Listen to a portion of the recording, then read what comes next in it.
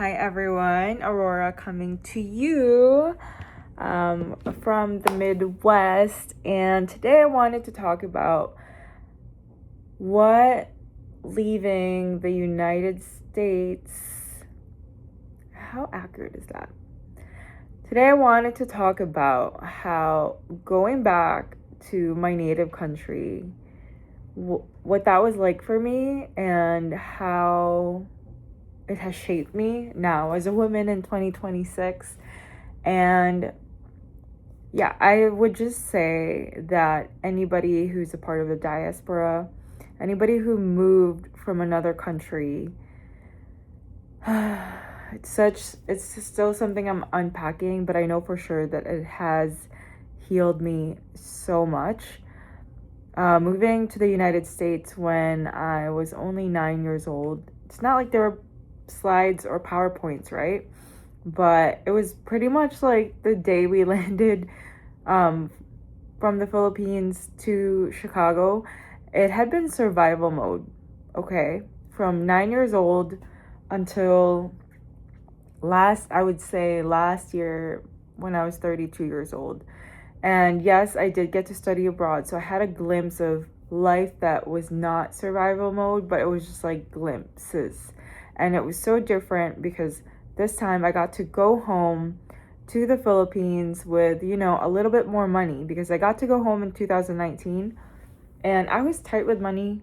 I was not done with school yet. I was still taking like my standardized exams for my licensures. So this time I got to go as a real adult with more adult money, meaning I had freedom and I think just like choices to make for myself and navigating the country on my own. It was just mind-blowing because I've navigated 32 other countries and I've gone to like Spanish speaking countries, or I've gone to places like Turkey, and I can go to places that are very foreign because I'm used to being a foreigner, right? I think that I use the self-abandonment to my advantage, having to assimilate to the United States. I use that skill to be in other countries and to like venture out and be out of my comfort zone.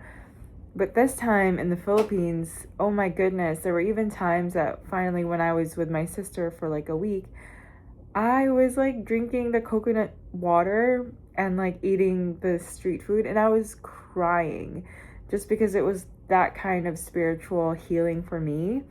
I was like, oh my gosh, like this is what I had been missing from my life for the past 20 something years since leaving. And I would say that to all people who are a part of the diaspora, or if you're a child of immigrants, like go home or to your parents' home and go and see it, because they have a completely different mindset or different view of your home country versus what we as children of immigrants are able to experience. For example, my mom grew up in the time that there was a dictatorship in the Philippines, and of course, even though they were working hard, they were never able to really make ends meet, and it was just so hard to earn money.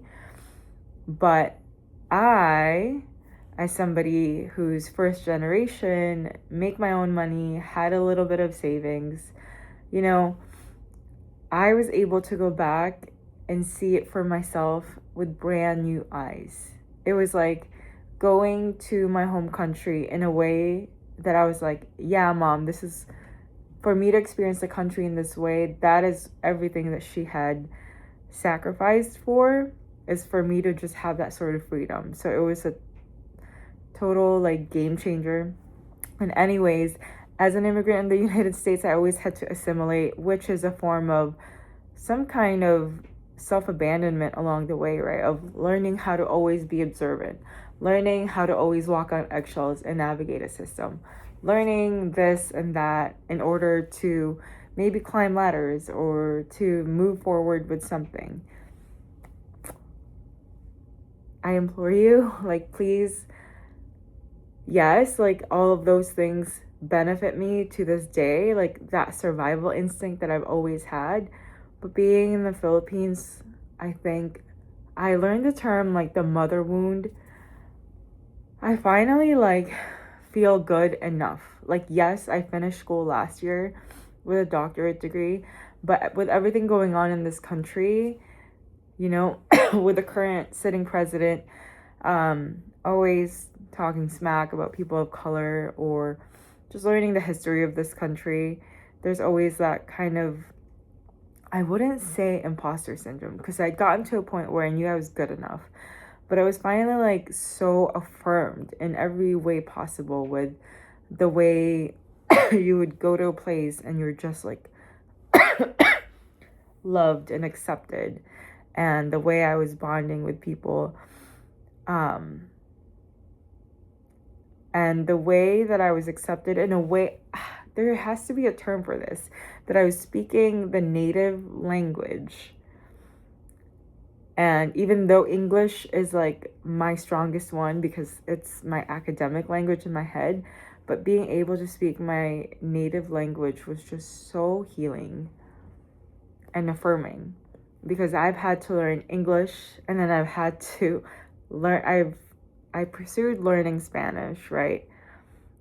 But it was like, oh my gosh, like I'm so good with speaking my native language, and it just felt so healing to be in my native land, to finally not be like a settler or an immigrant in a place, and to just like that sense of belonging. I've never felt it here in Chicago. I felt it within the people of Chicago with like my best friends here and my family. But place wise, no, I've not felt that here. But like being in the ocean, being a girl of the islands, it wasn't like a vacation. It was definitely something I was like, my grandma or somebody in my ancestry line definitely swam in these oceans, because I know my maternal grandma's around from the area that I was at. And yeah. So I've been yapping for about 7 minutes now, but yeah, if you were a child of immigrants, the Philippines is so different. Like, yes, we can focus and we know the negatives in the past. We carry that within our bloodstream and our nervous system. But I have always seen foreigners and people from other countries enjoying our country, making content, having fun, seeing the beauty of the Philippines. And I've always been like, why don't more Filipinos go home? I know that it's a big thing to unpack, but I'm always like, they're enjoying our country, we should be enjoying it too. Like, let's go. And that's what I would tell a lot of immigrants and children of immigrants, that if you're able to go home to your native country, go home and enjoy it, because you are not the same person pre-immigration, right? You are now a person with a little bit more agency, a little bit more fluidity around your country. And yeah, thank you for listening if you've stayed all the way through.